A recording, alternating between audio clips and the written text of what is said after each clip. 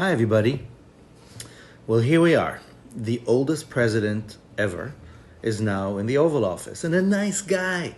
We can sigh with relief and look forward, and also ask some questions. What makes a leader? What are the qualifications that we have inherited and still believe will give us the leaders that we need? Imagine that it's not about money or wisdom or charisma, but it's actually about the birth order, the firstborns. For generations in many cultures, including the Semitic ones, if you pop out of your mother's womb first, you are qualified to be the first in line of duty.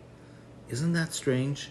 And what does that have to do with the strangest and most dramatic story that is narrated in a synagogue near you this coming Saturday, the Exodus, with firstborns holding the key to one of the deepest secrets and mysteries of our being? Curious? Let's find out in this week's word. Weekly passwords to the riddles of our lives, dismantling patriarchy, one word at a time. So the word this week is Bechor, firstborn. Remember Passover? At midnight, on the full moon of the final Exodus campaign, every single firstborn in the land of Egypt dies. Animals and humans, slaves and princes, that is the final blow, final straw. And then the Pharaoh says, okay, enough. Now, who are these mysterious firstborns who pay with their lives for the Hebrew freedom? And why is it that right after they all leave, Moses is instructed by the divine to sanctify every single firstborn male to be in service to the divine? Firstborns go back all the way to the beginning of the human story. Remember Cain and Abel? One came first, the second came after. They're fighting. All the way to Isaac and Ishmael and Esau and Jacob, Rachel and Leah, Joseph and Reuben.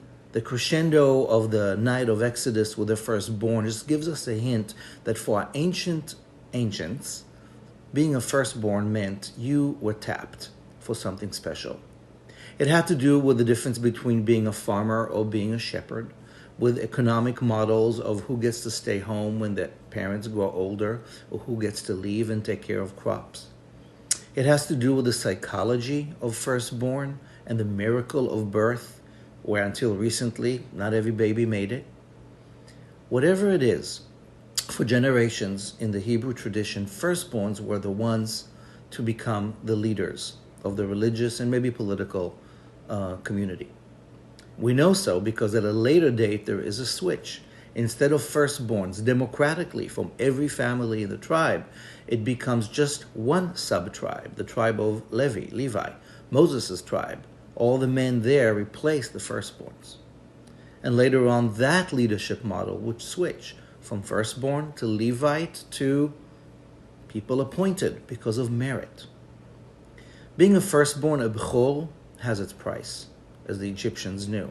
And although I'm the youngest of four, my sister can tell you about. So whether you're oldest or youngest, we are noticing that leadership models keep shifting. And it's not necessarily about how old you are or the order of birth. It's not necessarily about how much money you are or how kind you are. Somehow we are programmed to identify the people in our midst who will take on the yoke of leadership and with responsibility make sure our lives are better, and hopefully theirs are too. Now, what's the secret of the firstborns and why they die on midnight to make sure that the Hebrews are born? Well, that has to do with the Hebrew God that loves the taste of new, the firstborn. And more about that in the weeks ahead. Wherever you are, however you are, may this Shabbat bring us relief and hope and healing and health. And if you're firstborn, chill out. That ain't happening anymore.